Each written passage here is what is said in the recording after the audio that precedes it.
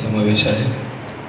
I card वाटप, नियुक्तीपत्र वाटप, भजन संत दिवसभरचे कार्यक्रम आणि आत्ताच अक्षयदादांनी पहिल्यांदाच आपल्यासमोर वारकरी संप्रदायाचा विषय मांडताना की तुमच्यामुळं मी तिथं आहे, ही जी आत्मीयतेतून मांडलेली भूमिका आहे ही महत्त्वाची आहे.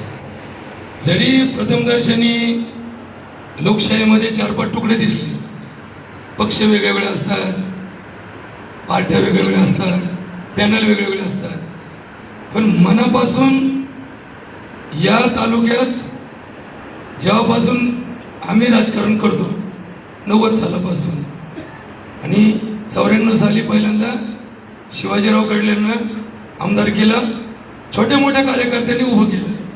कोणता पक्ष बरोबर नसताना आपण सगळेजण त्या काळात उभे राहिलात आणि म्हणून एक छोट्या गावचा सरपंच दूधवाला आणि फक्त ग्रामीण भागातला एक कार्यकर्ता या जीवावर साहेबांना एकदा आमदार केलं. एखाद्या माणसाला पहिल्यांदा आमदार करताना सगळ्यांचं सहकार्य पाहिजे असतं, पण साहेब एकदा नाही, दोनदा नाही, तीनदा नाही, चारदा नाही, ज्या वेळेस नंतर आमदार होत गेले त्यावेळेस त्यांनी त्यांचं कर्तृत्व सिद्ध केलं. त्यांनी आपली कर्तबगारी दाखवून दिली. म्हणजे जेव्हा फडणवीस साहेब आम्हाला आठवतं सभेला येतात ते आज शेवटपर्यंत एकच म्हणायचे की नगर जिल्ह्यातला कृष्ण कुठं आहे, ते या टोपली खाली दडलेला आहे म्हणायचं. एवढं त्यांचं वाक्य असायचं. आणि ही ताकद त्यांच्या बुद्धिमत्तेची चाणक्य परीक्षा होती. शाळेत कमी शिकलेला असू द्या, पण व्यवहारात शिक्षण हे फार महत्त्वाचं असतं आणि वारकरी नेमका व्यवहारातच शिक्षण शिकवतो. वारकऱ्याला PhD व्हायची गरज नाही, MA MCom व्हायची गरज नाही, नको ब्रह्मज्ञान, आत्मस्थिती भाव, मी भक्त तू देव ऐसा करी, तेवढंच त्याच्यामध्ये लिहिलं असतं. आणि जो आपला संघाचं नाव आहे रामकृष्ण हरी, तर राम त्रेतायुगात होऊन गेले, कृष्ण द्वापरात होऊन गेले आणि हरी तर 4 युगात आहे. हे सगळ्या युगानुयुग आहे या भगवंताच्या नावाने हा गजर चालू आहे आणि आपला वारकरी संघ त्या नावाने स्थापन केला आहे.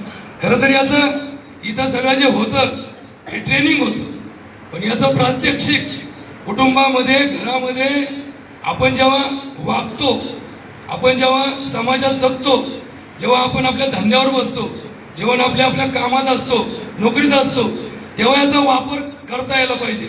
यासाठी एकनाथ महाराजांचा एक अभंग आहे, जेथे जेथे मन जाईल वासना, फिरवावे नारायणा हेची देई, वारंवार द्यावा नामाचा आठव, कुबुद्धीचा ठाव पुसा सर्व, भेदाची भावना तोडावी कल्पना, छेदाची वासना समूळ कंद, एका जनार्दनी नका तुझा छंद, रामकृष्ण गोविंद आठवावा.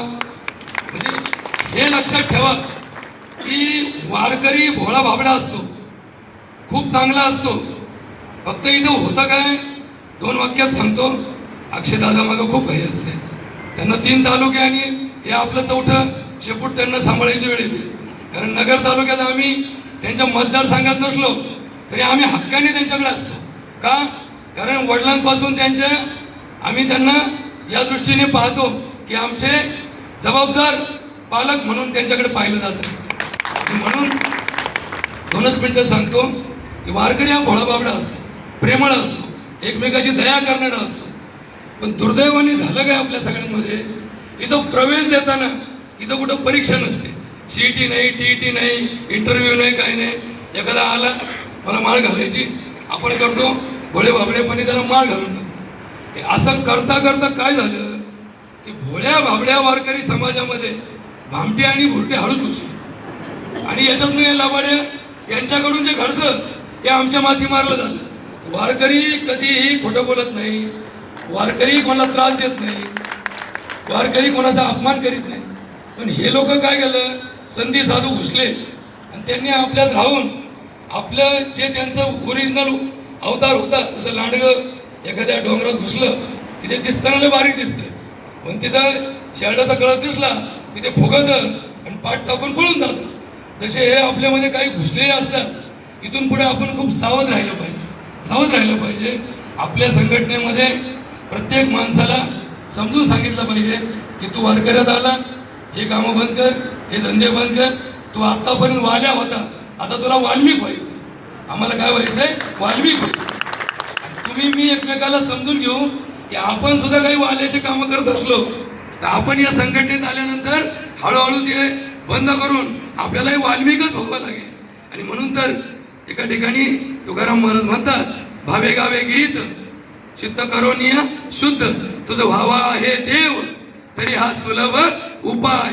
आणि म्हणून आपल्याला देव व्हायचंय. या देव कार्यासाठी आपल्या तालुक्याचे भाग्यविधाते अक्षयदादा कर्डिले आमदार साहेब आले, त्यांचा सर्व संघाच्या वतीनं आभार मानतो. हे संघ